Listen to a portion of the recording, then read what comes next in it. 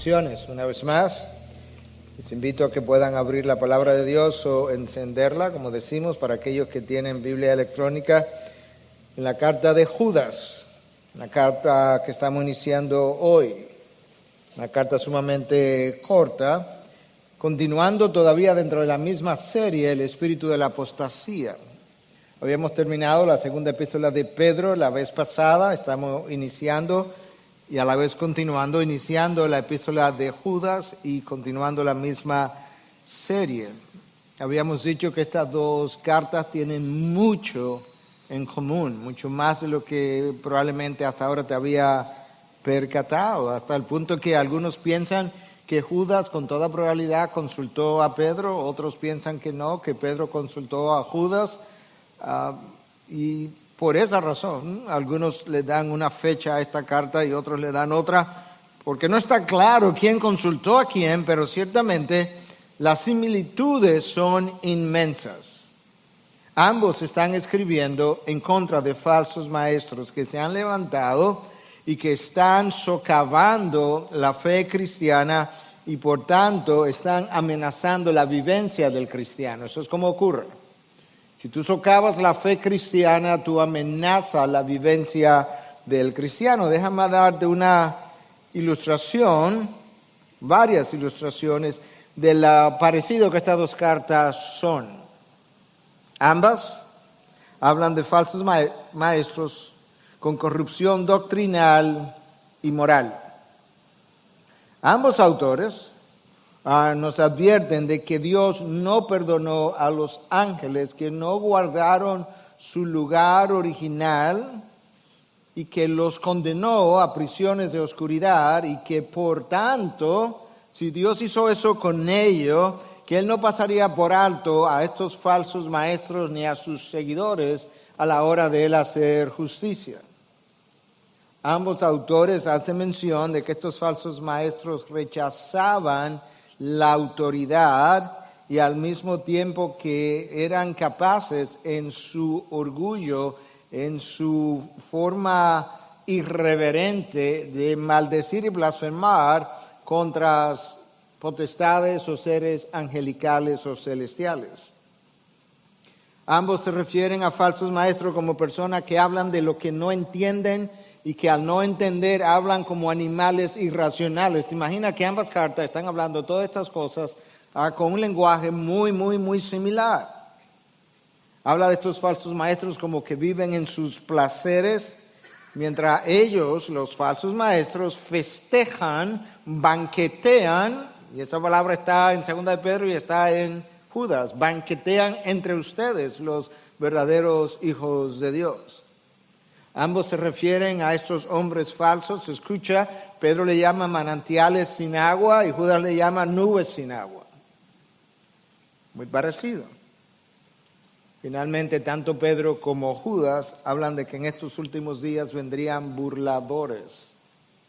Burladores del Señor Jesucristo, burladores de su segunda venida, burladores de las cosas que nosotros creemos.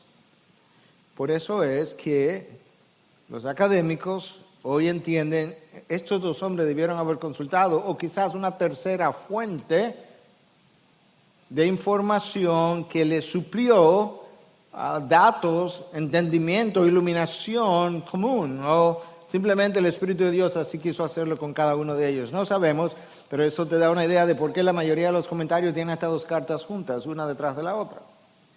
Es una carta corta. Sin embargo, es una carta intensa. Para mí, de todas las cartas breves que tú puedes encontrar en el Nuevo Testamento, esta es la carta más intensa, más desafiante, con un llamado de alerta extraordinario, con un sentido de advertencia, como pocas veces tú la podrías encontrar, y con un gran sentido de urgencia. Literalmente. El sentido de urgencia que la cultura latinoamericana frecuentemente no tiene, eso es lo que Judas quiere inyectarle a esta gente, que parece que eran latinoamericanos también. A pesar de su brevedad. Esta carta tiene un capítulo. Sin embargo, tiene muchas cosas, mucho contenido, tiene muchas cosas interesantes. Déjame darte alguna idea y con eso te resumo el capítulo entero, la carta entera. Judas toma una serie de triples, palabras triples para describir o conceptos para describir diferentes cosas o personas. Por ejemplo, los recipientes, la audiencia, lo vamos a ver en un momento, él les llama amados, llamados primeros, llamados, amados y guardados. En el saludo hay una oración o un deseo que sale de él y él habla de que la misericordia y el amor y la paz sea con ellos en abundancia. Ve notando los triples. Les da 3 ejemplos de juicio. Israel en el desierto, los ángeles que fueron condenados a prisiones de oscuridad y la condenación de Sodoma y Gomorra. Él usa 3 personas como ejemplos del error que cometieron y el castigo que les siguió: Caín, Balán y Coré. Él habla de los falsos maestros como impíos, convertidores de la gracia de Dios en lascivia y como negadores del Señor. Él habla de que estos apóstatas tienen 3 actividades o son culpables de 3 actividades. Ellos contaminan la carne, ellos desprecian las autoridades y blasfeman contra seres celestiales o angelicales. Él usa 2 triples para hacer 6 metáforas para describir a estos falsos maestros. Les llama escollos ocultos, apacentadores de sí mismos, nubes sin aguas, ahí hay 3. Y luego regresa otra vez, se le llama árboles sin frutos, olas furiosas y estrellas errantes. ¿Tú sientes la intensidad de esta carta? ¿O solamente soy yo? Cuando se refiere a Dios, menciona las 3 personas de la Trinidad. Habla de Dios Padre, del Hijo y del Espíritu Santo. Hacia el final, a pesar de que nos llama a contender por la fe, nos está hablando a considerar 3 tipos de ovejas o personas presentes en la iglesia.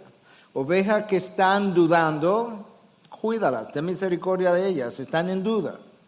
Otras que están en peligro del fuego, de quemarse, están casi apostatando, cáele atrás. Y finalmente las que ya están contaminadas. 3 tipos de ovejas. Y hacia el final también entonces nos da 3 tipos de ejercicios espirituales. Edificaos, orad, consérvense en el amor de Dios. Es extraordinario como de alguna manera Dios le inspiró a describir falsos maestros, ovejas, condiciones de la iglesia en triples. El saludo, el deseo inicial de lo que él quería con ellos. Pero como ya les dije, aún en la introducción de la segunda carta a Pedro, Judas nos quiere hablar del peligro que los falsos maestros representan debido a su corrupción, tanto doctrinal como moral, y debido al hecho de que ellos desafían la autoridad de Cristo mismo. En cuanto a la fecha de cuando se escribió esta carta, no voy a entrar en todos los detalles y toda la controversia. Quédate con la idea que se escribió alrededor del año 65 de nuestra era. Y ahí tú tienes generalidades de esta epístola corta, pero yo creo que te dan una buena idea de qué es que trata este solo capítulo. Esta es una carta que probablemente se leyó completa del versículo 1 hasta el 25 en un día como hoy frente a un grupo de personas o varios grupos de personas en diferentes localidades. Pero en vez de continuar con las generalidades de la carta, yo voy a entrar, por razón del tiempo, incluso en materia inmediatamente. Voy a leer los primeros 4 versículos nada más. Tenemos mucho terreno que recorrer, de manera que ponte los tenis, que tenemos que correr un poco. Versículo 1. Judas, siervo de Jesucristo y hermano de Jacobo, a los llamados, amados en Dios Padre y guardados, ahí está el primer triple, para Jesucristo. Misericordia, paz y amor, el segundo triple, os sean multiplicados. Amados por el gran empeño que tenía en escribiros acerca de nuestra común salvación, he sentido la necesidad de escribiros, exhortándoos a contender ardientemente por la fe que de una vez para siempre fue entregada a los santos. Pues algunos hombres se han infiltrado encubiertamente, los cuales desde mucho tiempo antes estaban marcados para esta condenación, impíos que convierten la gracia de nuestro Dios en libertinaje y niegan a nuestro único soberano y Señor Jesucristo. Lo primero que nosotros notamos, como en las demás cartas que hemos estado revisando a lo largo de los años, de las cartas del Nuevo Testamento, es que el autor se identifica de primero, al inicio. Esa era la costumbre en la antigüedad. Y Judas usa dos calificativos para identificarse. Lo primero que él dice de sí mismo es que él es un siervo. La palabra ahí es doulos, que implica esclavo. Es una palabra que aparece 124 veces en el Nuevo Testamento. Debería de traducirse como esclavo todas las veces. Sin embargo, los traductores modernos, quizá por la sensibilidad de la esclavitud reciente, prefirieron usar la palabra siervo. Y el segundo calificativo que él usa es hermano de Jacobo. De nuevo, yo no voy a entrar en toda la controversia de quién es este Judas o quién se dice o se ha dicho o podría ser y quién es este Jacobo, pero más bien lo voy a resumir en lo que la iglesia primitiva creyó y lo que han creído la mayoría de los académicos. En primer lugar, la mayoría ha creído desde el principio que este Judas claramente no fue uno de los 12. Recuerden que entre los 12 apóstoles habían dos Judas, el Iscariote y el no Iscariote. Bueno, este no es ninguno de ellos dos. Entre los 12 apóstoles había un Jacobo, hermano de Juan, porque él dice que es hermano de Jacobo, ¿verdad? Entonces, ¿quién es este Jacobo para saber quién es este Judas? Bueno, entre los 12 había un Jacobo, hermano de Juan, hijos de Zebedeo. Este no es el Jacobo que él menciona en esta carta. De manera que, ¿quién es este Judas y quién es este Jacobo? Bueno, este Jacobo, con toda probabilidad, y ese ha sido lo que la iglesia primitiva creyó y la mayoría ha creído hasta ahora, este Jacobo era el medio hermano del Señor Jesucristo, que no creyó en Jesucristo en el principio, pero que llegó a ser la cabeza de la iglesia de Jerusalén y tenía una posición muy prominente, uno de aquellos a quienes se refiere el Nuevo Testamento y de hecho tiene una carta escrita por él.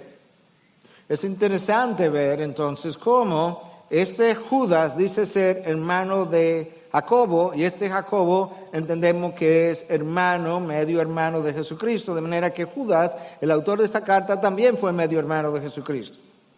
¿Hay algún soporte bíblico para eso? Pues claro, de otra manera no lo estuviéramos diciendo. Mateo 13:55 menciona los nombres de los hermanos de Jesús: Jacobo, José, Simón, ¿quién más piensa? Y Judas. De manera que nosotros tenemos por lo menos un pasaje que habla de que Jesús tuvo cuatro hermanos, pero dos de ellos, sus nombres fueron Jacobo y Judas. Pensamos que este Judas es ese medio hermano de Jesús y él se llama hermano de Jacobo, que era el otro.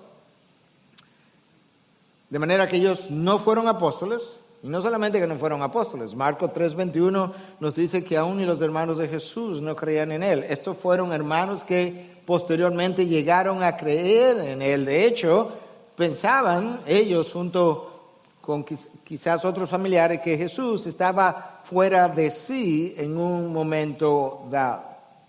En resumen, ¿quién es este autor? Es Judas, el hermano de Jacobo, el medio hermano del Señor Jesucristo, cabeza de la iglesia de Jerusalén, que no creyeron en él inicialmente, que no formaron parte de los 12 apóstoles, pero que posteriormente sí llegaron a creer.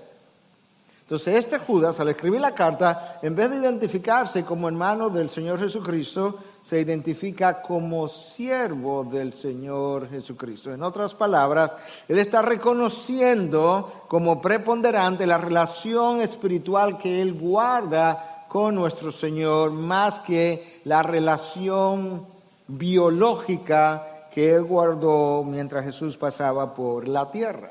Yo creo que eso tiene todo el sentido del mundo, porque es más importante la relación que tú guardas con Cristo espiritualmente que la relación que tú guardas con Él biológicamente. Eso fue así mientras Él estuvo vivo aquí y sigue siendo así en el día de hoy. Escucha este pasaje de Mateo 12, del versículo 46 al 50. Mientras Él aún estaba hablando a la multitud, Cristo, He aquí su madre y sus hermanos estaban afuera deseando hablar con él. Y alguien le dijo, he aquí tu madre y tus hermanos están afuera deseando hablar contigo. Tu madre biológica y tus hermanos biológicos quieren hablar contigo. Como que es lógico que tú debes parar lo que estás haciendo y salir a hablar con ellos o dejarlos entrar. Pero respondiendo él al que se lo decía, dijo, ¿quién es mi madre y quiénes son mis hermanos? Y extendiendo su mano hacia sus discípulos, dijo, he aquí mi madre y mis hermanos. Porque cualquiera que hace la voluntad de mi Padre que está en los cielos, ese es mi hermano y mi hermana y mi madre. La relación que tú guardas con Cristo espiritualmente es por mucho superior y más importante que la relación que guardas biológicamente aún en los labios de Jesús. De manera que ahora cuando Judas se describe como siervo de Jesucristo, él está reconociendo, él es mi amo, él es mi Señor, yo soy su siervo, aunque aquí fui su medio hermano. Ya vimos entonces la identificación del autor, ya tenemos una idea más clara de quién era. Ahora él pasa a desear, quizá a manera de oración, quizás oró estas cosas, tres cosas por ellos, por los recipientes de la carta. Misericordia, paz y amor os sean multiplicadas sobre todos ustedes. Judas les desea misericordia, claro, esto es un grupo que estaba siendo perseguido. Que la bondad de Dios sea contigo y te proteja y te guarde, de tal manera que tú sepas que está siendo protegido por tu Dios en medio de una sociedad carnal y antagonista de la fe. Que Dios te proteja en medio de la adversidad. Al mismo tiempo, Él les desea que la paz abunde. Claro que tengo que desearte que la paz abunde. Tú estás en medio de una batalla espiritual, tú estás en medio de una persecución, pero Judas quizás recuerda que Cristo nos dijo, mi paz os dejo, mi paz os doy, yo no la doy como el mundo la da, que la paz de la que Él está hablando es una paz que no tiene nada que ver con lo que acontece alrededor de mí, sino con lo que acontece en mí. De hecho, el viernes pasado en la noche yo estaba con el grupo de líderes de vida joven y les recordaba de este filósofo en el primer siglo, Epictetus, que decía que el hombre no es perturbado por los eventos de la vida, sino por la manera como él los ve. De manera que ellos puedan tener paz en medio de la tormenta. Le desea misericordia, le desea paz y le desea amor. Claro.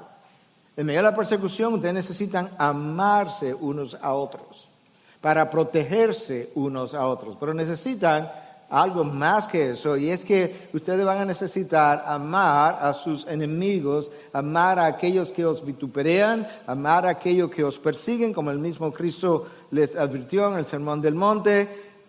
Y por tanto, que ese amor que viene de Dios abunde en ustedes, porque eso va a ser extremadamente necesario para vivir entre ustedes y al mismo tiempo para poder pensar adecuadamente, bíblicamente, acerca de aquello que le están vituperando y que le están persiguiendo. Ok, entonces ahora ya yo sé algo del autor, quién era, sé algo también de cómo él ora o siente por esta audiencia. Todavía no sé cuál es la audiencia. La carta a los Corintios, sabemos cuál era la audiencia, la iglesia de Corinto, y así sucesivamente. Pero esta carta, ¿a qué iglesias se le envió? Bueno, la audiencia de esta carta es universal y tú lo vas a ver claramente ahora. No es una iglesia, es todas las iglesias a lo largo de todos los siglos, por la manera como él describe la audiencia. Es una audiencia universal y perenne hasta que entremos en gloria. Escucha otra vez el versículo 1. Judas, siervo de Jesucristo y hermano de Jacobo, aquí viene la audiencia, a los llamados, amados en Dios Padre y guardados para Jesucristo. A los llamados, amados por el Padre y guardados para Jesucristo. Esos somos todos nosotros a lo largo de los siglos, porque ciertamente hemos sido llamados, ciertamente hemos sido amados y ciertamente estamos siendo preservados para Jesucristo. Pedro nos habla que nosotros estamos siendo guardados para recibir una herencia que no puede perecer, 1 Pedro 1:4. Estamos siendo guardados para recibir el cumplimiento de todas y cada una de las promesas que nos fueron hechas. Estamos siendo guardados porque hay recompensas especiales llamadas coronas en algunas de las porciones de la Biblia. Nosotros estamos siendo guardados para recibir nuestras recompensas. ¿Cuándo fuimos llamados? Desde antes de la fundación del mundo. Dios nos concibió. Romanos 8:28 nos dice que Dios nos concibió desde antes de la fundación del mundo y que fuimos llamados. Y esta es la secuencia. Primero fuimos llamados, Dios pensó en mí antes de crear el universo. ¿Te imaginas? Pensó en ti antes de que pudiera haber alguna creación. Y cuando pensó en ti, te apartó en su mente. Y todo solo necesitaba ocurrir el paso del tiempo. Entonces, si fuiste llamado, Pablo dice en Romanos 8:28, dadas las extraordinarias revelaciones que él recibió en ese tercer cielo y de otra forma, dice, todos los que fueron llamados, entonces fueron predestinados a salvación, y los predestinados fueron justificados en la cruz, y los justificados ya son glorificados, aunque eso todavía está por verse, pero en la mente de Dios ya se da como un hecho que tú fuiste glorificado, y esa elección que Dios hizo en el pasado, en el libro de Efesios se nos dice que fue en el amado, en Cristo Jesús. Y resulta que fuimos elegidos en el amado para ser conformados a la estatura y a la imagen del mismo amado. Wow. Todas las cosas cooperan para bien, para aquellos que son llamados conforme a su propósito, ahí está, pero para ser hecho conforme a la imagen de Dios. De tal forma que todo por lo que tú has pasado, por lo que estás pasando y por lo que va a pasar, tiene el propósito expreso de quitar de ti todo lo que no luce como Cristo y dejar en ti solamente la imagen de Cristo. Ahora, no solamente nos dice Judas que hemos sido llamados, sino que él quiere que esa gente perseguida entienda que su persecución no tiene nada que ver con que Dios no los ama, todo lo contrario, y por eso le dice, amados por el Padre. Nunca tenga la idea de que una dificultad en tu vida, por dolorosa que sea, es una expresión de que Dios se ha olvidado de ti o que no te ama. No, es todo lo contrario. Yo quiero que tú recuerdes, en medio de la dificultad, que el Dios que te ama no te tiene ahí olvidado, sino que tiene un propósito con tu dolor. Y la disposición de Dios cuando me amó, con amor eterno te he amado, cuando me amó en la eternidad pasada antes de la creación, la única razón por la que me amó fue porque brotó de él el deseo de amarme. Porque yo ni siquiera había nacido, ni exhibido ningún fruto bueno, y después que nací, ahí fue que las cosas empeoraron. ¿Te das cuenta lo especial que es el amor de Dios por ti y por mí? Algunos de ustedes tienen hijos e hijas, y en ocasiones hijos e hijas se han revolteado.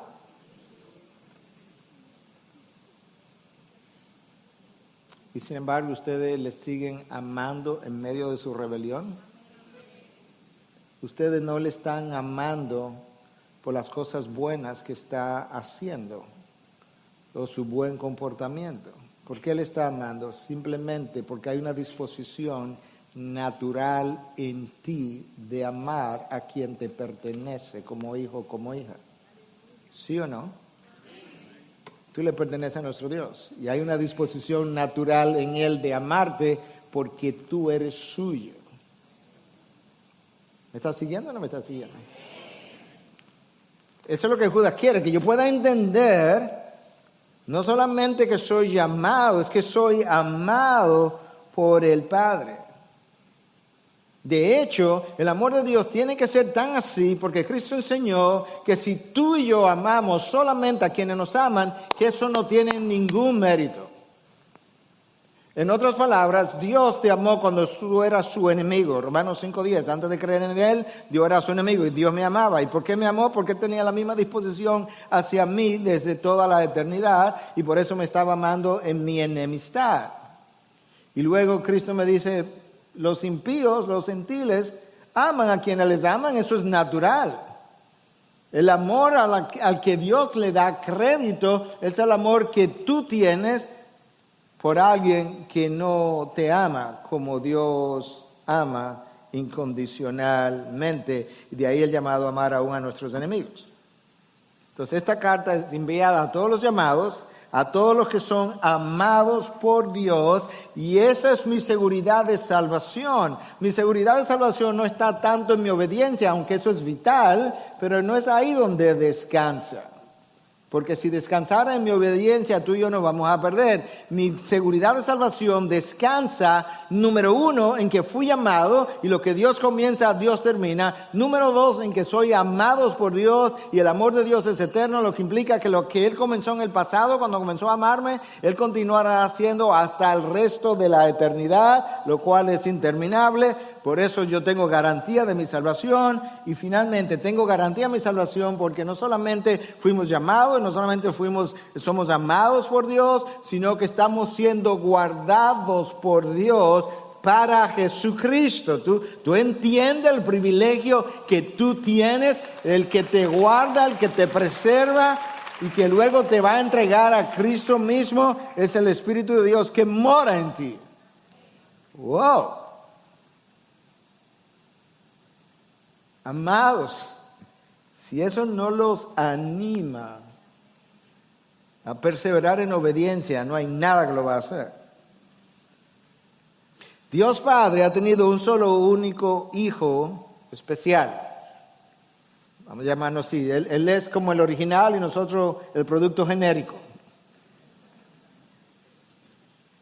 A ese hijo unigénito Dios le pidió que fuera y se sacrificara por nosotros. A ese hijo unigénito Dios quiere entregarle una humanidad redimida que le adore y le honre y le siga y le sirva por el resto de la eternidad. Y por eso Dios Padre nos está preservando para Jesucristo. Este es mi regalo por tu entrega y sacrificio. Tú eres una ofrenda de amor del Padre al Hijo. ¿Te imaginas lo que tú representas? Cristo dijo eso. Eran tuyos y tú me los diste. Ahí está la ofrenda de amor. Y cuando Él regresa, Él dice, Padre, yo quiero volver a la gloria para experimentar otra vez el amor eterno con el que tú me has amado de toda la eternidad. Tú y yo somos una ofrenda de amor del Padre hacia su Hijo. Por eso está siendo preservado. Cubrimos 2 versículos. En el tiempo que nos queda, y ya no es mucho, nos falta cubrir el resto. Versículo 3. Este es el versículo, el próximo versículo, lo vamos a leer otra vez, es el versículo tema de la carta entera. Es el versículo que refleja 2 cosas. Judas no iba a escribir acerca de contender por la fe, claramente expresado. Le estaba pensando que iba a escribir de otra cosa. Pero se enteró de que algo estaba pasando y de repente dice, ups, tengo que escribir acerca de otro tema. Te lo voy a leer en la Biblia de las Américas, te lo voy a leer de la Nueva Traducción Viviente y te quedará claro entonces qué fue lo que pasó. Amados, Biblia de las Américas, por el gran empeño que tenía en escribiros acerca de nuestra común salvación, ese era mi interés. He sentido la necesidad de escribiros exhortándoos a contender ardientemente por la fe que de una vez para siempre fue entregada a los santos. En el original está un poco más claro y por eso la Nueva Traducción Viviente retomó como el original para que lo pueda entender mejor lo que le estaba diciendo. Escuche. Queridos amigos o amados, con gran anhelo tenía pensado escribirles acerca de la salvación que compartimos. Ese era mi anhelo. Sin embargo me ayuda. Ahora me doy cuenta de que debo escribirles sobre otro tema para rogarles que defiendan la fe que Dios ha confiado una vez y para siempre a su pueblo santo. Yo quería escribirle acerca de la salvación que tenemos, sus privilegios, de las cosas que yo estuve hablándote hace un momento atrás, para que te pudiera gozar conmigo en la salvación y tomar ánimo, cobrar ánimo en medio de la persecución. Pero me he dado cuenta, debido a algo que está ocurriendo ya entre ustedes, que tengo que cambiar la temática de mi carta y por tanto yo quiero exhortarlos ¿a qué cosa? A contender por la fe. Yo he sentido una obligación, una necesidad de hablar de este tema, de tal forma que este es el tema central de mi epístola. Es la defensa de la fe para que puedan contender ardientemente. Contender, lo vamos a ver ahora, es una palabra fuerte. Ardientemente le agrega cierta intensidad y tiene que contender por la fe que te fue entregada de una vez y para siempre. No te voy a escribir de la salvación. Tú necesitas entender que hay una necesidad de contender. La palabra ahí necesidad en el griego es anake, que implica sentirte comprimido, presionado de una forma como que te sientes estrecho. Es lo que está diciendo, yo me siento comprimido, compelido, impulsado a escribir sobre este tema. No lo puedo dejar afuera, lamentablemente. No puedo hablarle del otro, de este que le voy a hablar. Así fue de fuerte la necesidad que él sintió de dirigirse en esta dirección. Y le habla de una fe que fue entregada de una vez y para siempre. Es una frase clave, porque cuando él dice de una fe que me fue entregada de una vez y para siempre, está hablando lo que ya tú recibiste en estos 66 libros de la Biblia. Esto es, no hay ninguna revelación nueva, nadie ni ningún falso maestro que te venga con una nueva idea. Esta fe fue entregada una vez y para siempre. El lenguaje del Nuevo Testamento es algo similar siempre. El apóstol Pablo le escribe a los Corintios y le dice, lo mismo que yo recibí, eso mismo os entregué. Ahí está el lenguaje. Yo simplemente te estoy pasando lo que yo recibí. Ahí está la importancia de mantener la pureza. Lo recibí de parte de Dios, te lo paso igual. Judas está diciendo, yo te estoy llamando a contender por la fe que ya se te pasó y se nos entregó de una vez y para siempre. Ahora yo te dije que tiene una carta intensa.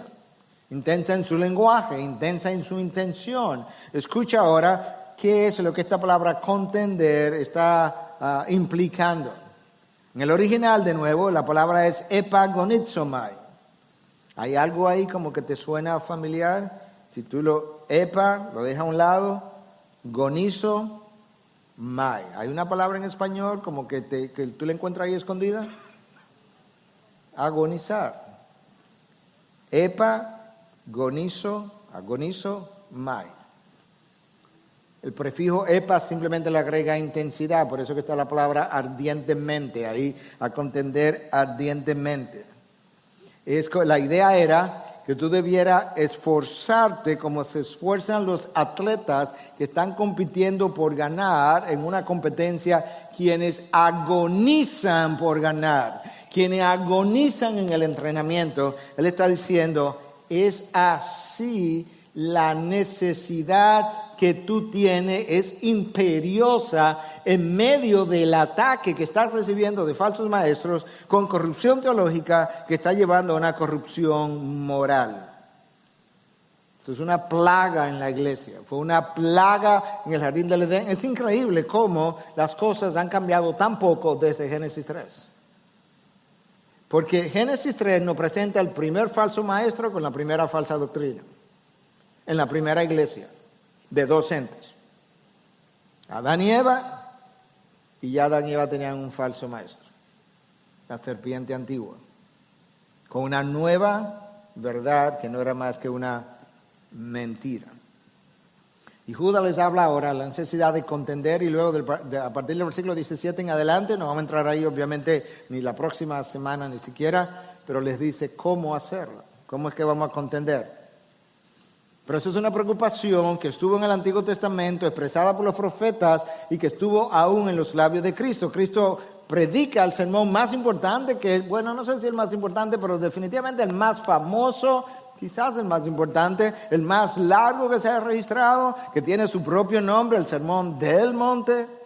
Aunque cuando tú lo lees en Lucas dice que estaba en el llano, ahora yo no sé si va en el monte o en el llano, o un llano que estaba en el monte, pero de definitiva este es el Sermón del Monte. Pero en el capítulo 7, versículo 15, dice, cuidaos de los falsos profetas, eso es Cristo hablando, que vienen a vosotros con vestidos de oveja, pero que por dentro son lobos rapaces.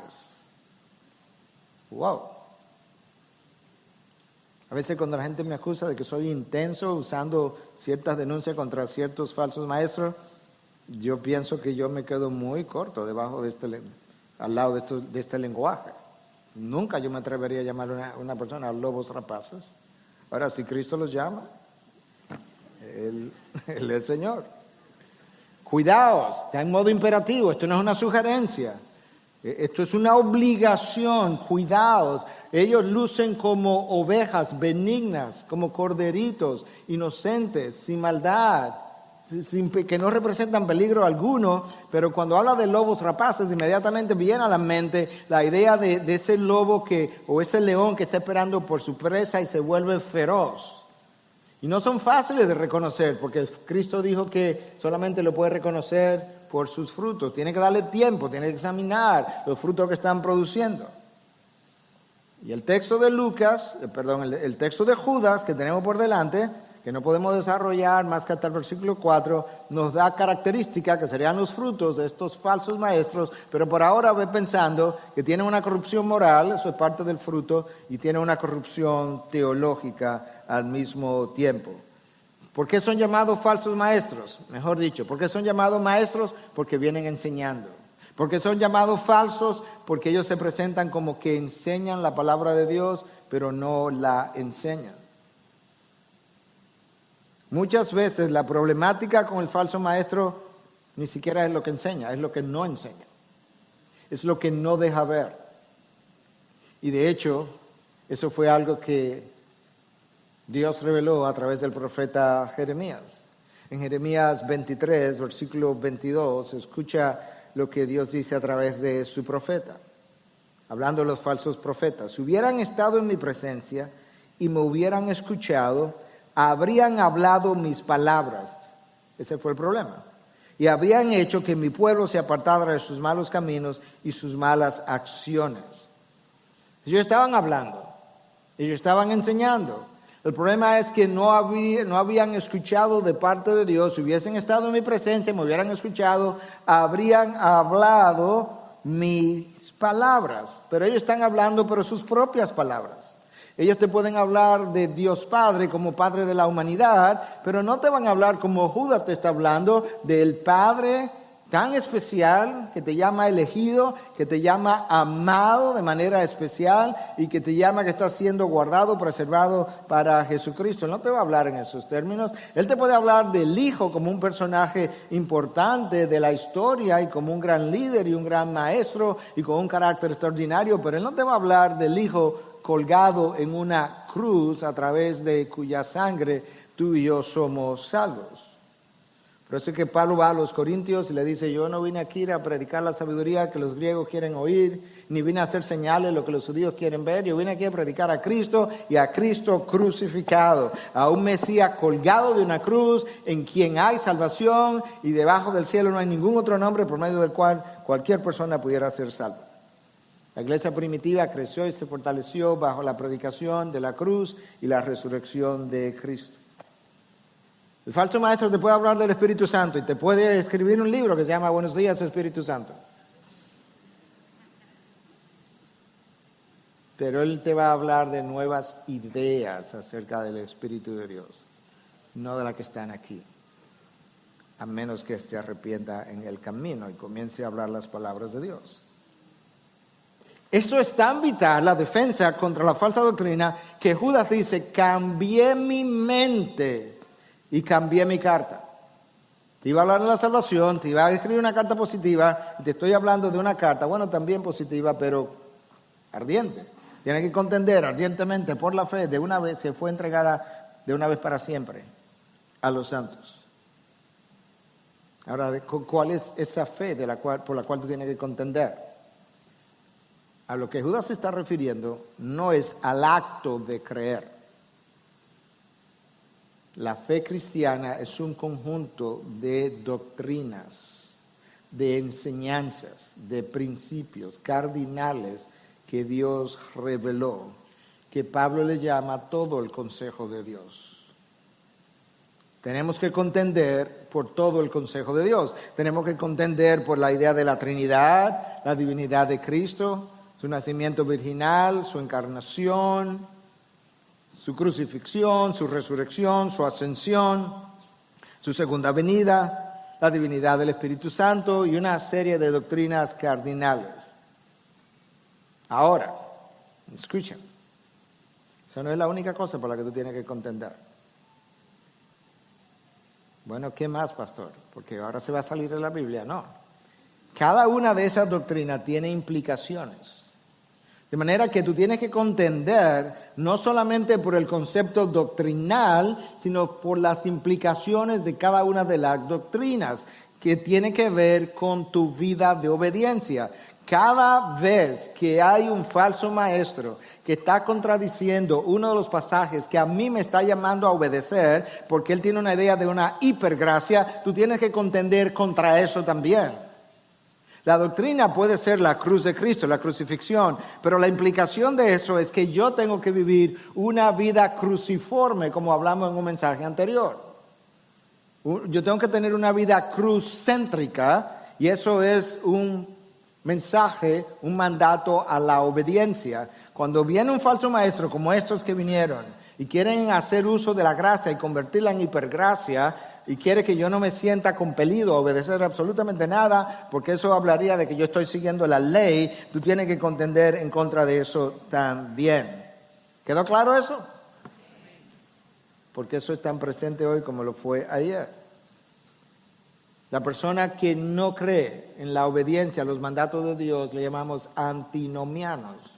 Antítesis a lo que es en contra de, y nomos es ley, en contra de la ley de Dios o la ley de Cristo, como habla el Nuevo Testamento. Estos falsos maestros estaban en contra de obedecer lo que la palabra mandaba a obedecer. Y la razón para mencionar esto y clarificarlo es justamente porque este es el problema con el que Judas se está enfrentando. Que aquí hay gente que está contando con la gracia de Dios de antemano y le está diciendo a gente que le está siguiendo, tú puedes vivir en libertinaje, inmoralmente, no importa, Dios te perdona, Dios es bueno, su gracia te va a encontrar. Y se nos olvida que Dios no nos dio su gracia para llamarnos a vivir libertinamente. Dios me dio su gracia para empoderarme, para que yo no viva ya dominado por el pecado. La necesidad de darlo el todo por el todo, Cristo la expresó, la predicamos recientemente: si alguno viene a mí y no aborrece a su padre, a su madre, a su mujer e hijo, a sus hermanos y hermanas, escucha, y aún hasta su propia vida, no puede ser mi discípulo. No hay nada en tu vida que no puedas sacrificar en aras de la cruz de Cristo y de la causa de Cristo. Seguir a Dios en el Antiguo Testamento, seguir a Cristo ya un poco más revelado que lo que estaba en el Antiguo, tuvo un costo y tiene un costo. Déjame darte algunos ejemplos. José terminó en la cárcel por varios años por seguir a Dios. Moisés, después de 40 años de lidiar con un pueblo duro de servir, no pudo entrar a la tierra prometida. Ahora escucha esto, a ver, algunos de nosotros los hombres, ¿cómo nos gustaría esto? Oseas se le pide que se case con una prostituta. No, con una prostituta recurrente. Y que la siga amando igual. Y no solamente eso, que la próxima vez que vaya y se prostituya, vaya y la busque y pague para sacarla otra vez de la condición en la que estaba y vuelva y sea su esposo. Hombres que están aquí, ¿cuántos de nosotros estamos dispuestos a hacer eso? Aquí estoy yo, envíalo a él. Ezequiel pierde a su esposa y Dios le dice, no la puede llorar. ¿Cómo? ¿Es mi esposa? No la puede llorar. Como símbolo de que por este pueblo nadie va a llorar ni merece que se llore. Juan el Bautista, tú vas a introducir al Mesías, pero va a perder la cabeza. El Hijo de Dios es crucificado. Esteban es muerto a pedradas. Jacobo el apóstol es muerto a espadas. Pedro es crucificado boca abajo y Pablo se cree que fue decapitado. ¿Tú quieres seguir a Dios o no quieres seguir a Dios? David Helm, en su comentario acerca de la epístola de Judas, dice que Judas le está diciendo en esencia una frase bien corta. Ponte de pie. El tiempo para el descanso pasó. Contiende, agoniza, ejerce el mayor esfuerzo. Algunos de ustedes me han dicho varias veces, pastor, pero allá se descansa. Yo reconozco que ustedes tienen razón. Esto no es una justificación.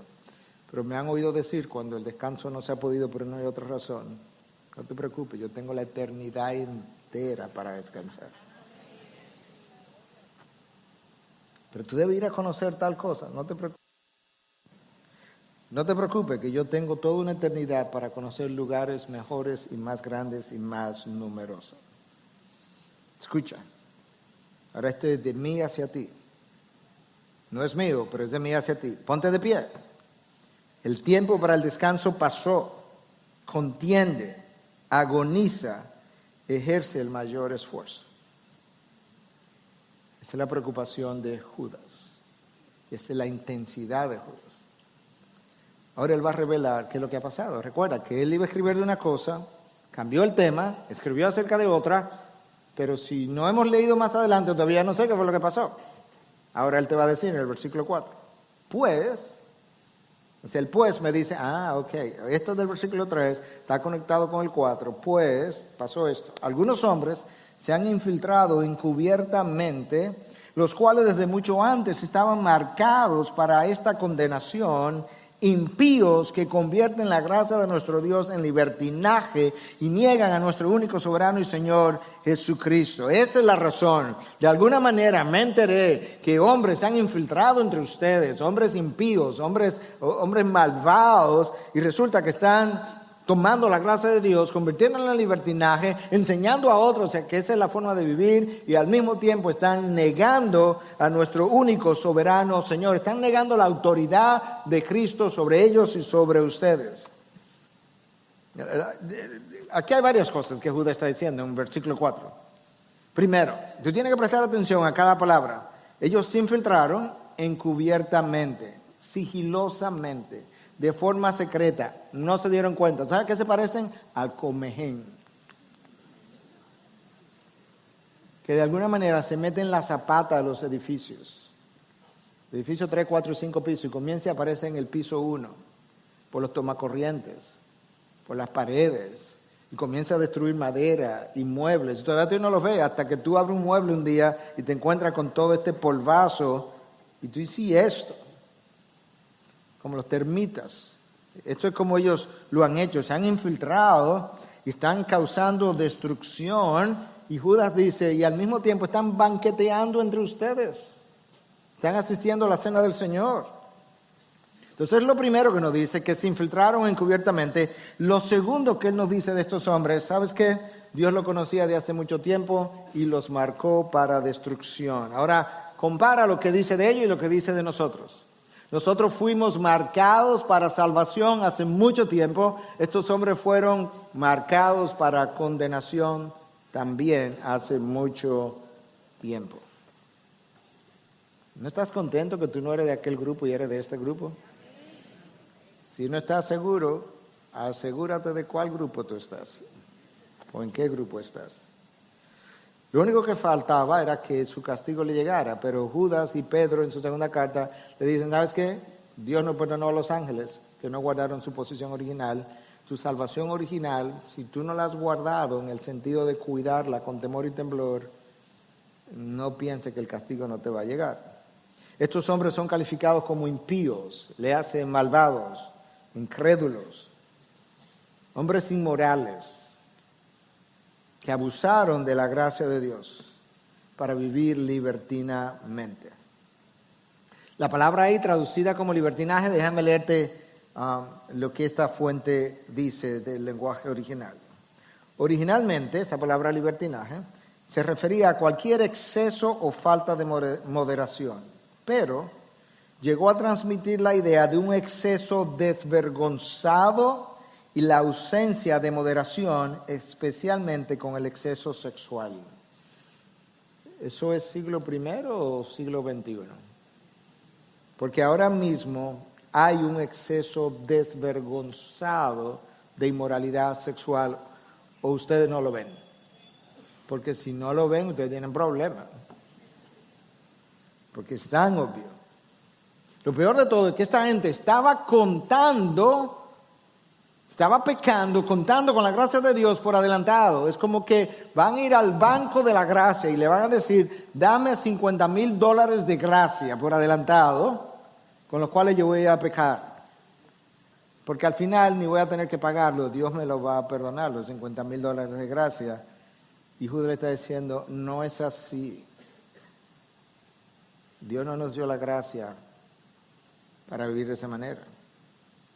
Por eso cuando Pablo dice, donde abundó el pecado, abundó la gracia, él dice, Pablo, ¿y entonces qué? ¿Que vamos a pecar más? De ningún modo. ¿Cómo se te ocurre tal pensamiento?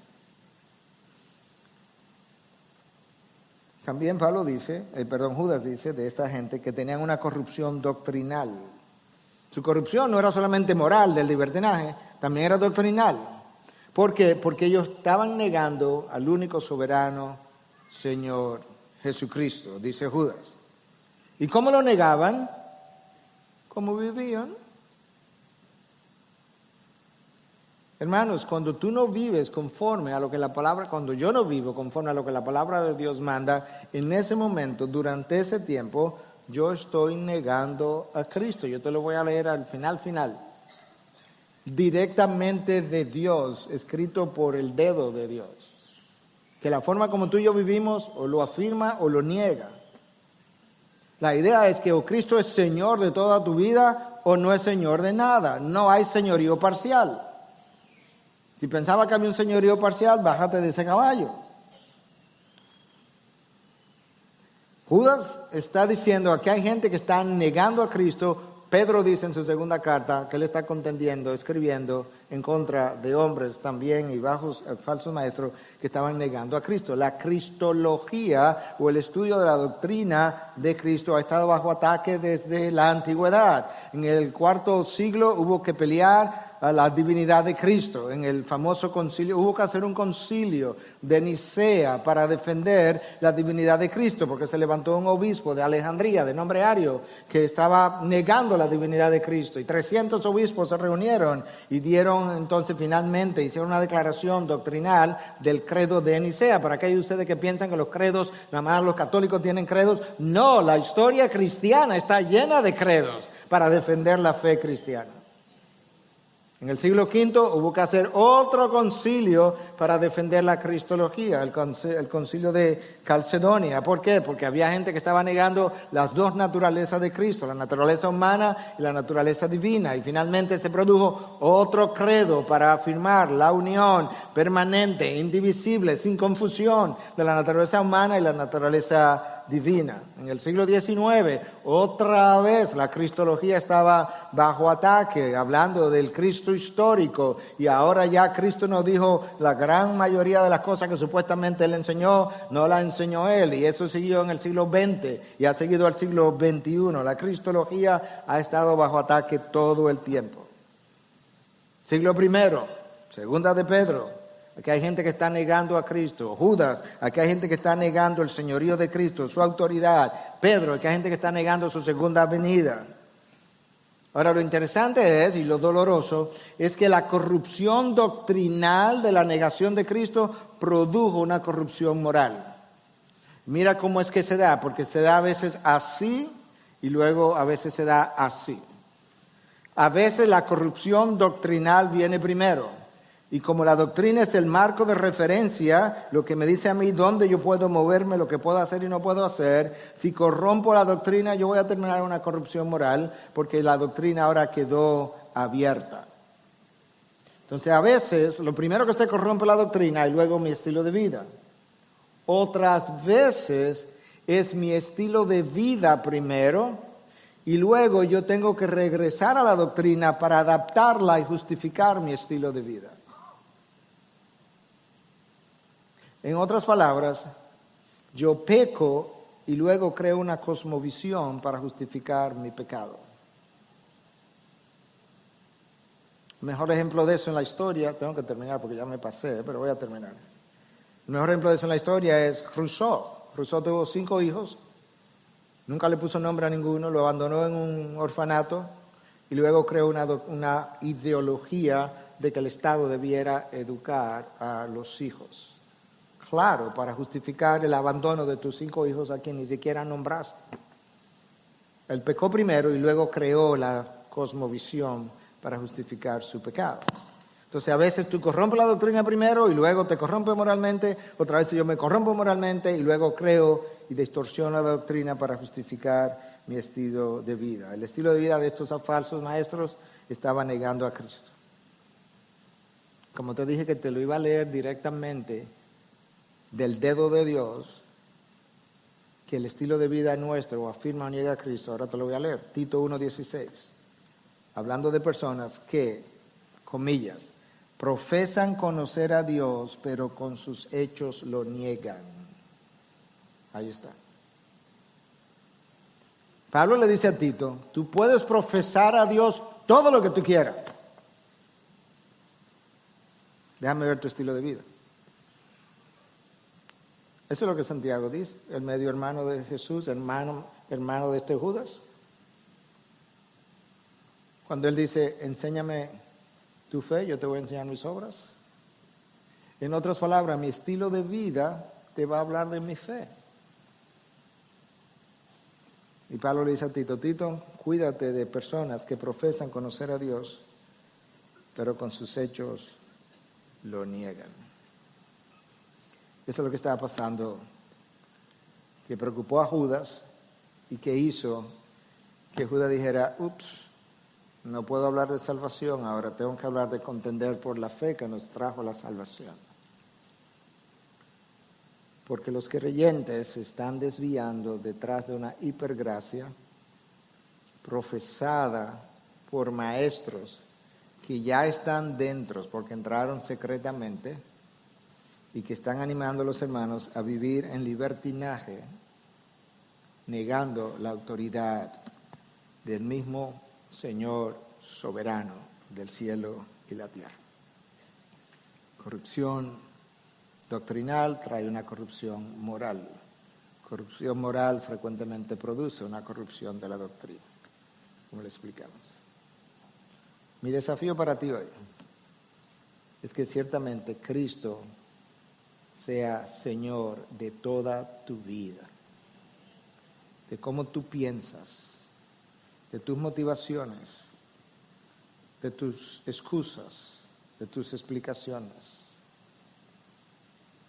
de la manera como crías, de la manera como te casas o no te casas, de la manera como corres, de la manera como enseñas, de la manera como amas al prójimo, de la manera como amas aún al enemigo, al que te vituperea. Que Cristo sea Señor de tus relaciones, de tus finanzas. Que Cristo sea Señor de tu negocio. Que Cristo sea Señor de cómo tú tratas a un cliente, ya no como el mundo le trata, porque tú eres nueva criatura. Ya no vemos a nadie según la carne. ¿Por qué? Porque ya tenemos lentes bíblicos que nos permiten ver a todo el mundo como un potencial converso e hijo de Dios, escogido en la eternidad pasada que yo no conozco, amado por Dios, guardado para Jesucristo, que eventualmente llegará a creer, y quién sabe si yo soy el instrumento de salvación para él. Que Cristo sea Señor de tus acciones, de tus palabras, de tus pensamientos. De manera que cuando tú profeses a Dios, lo afirme con tu vida.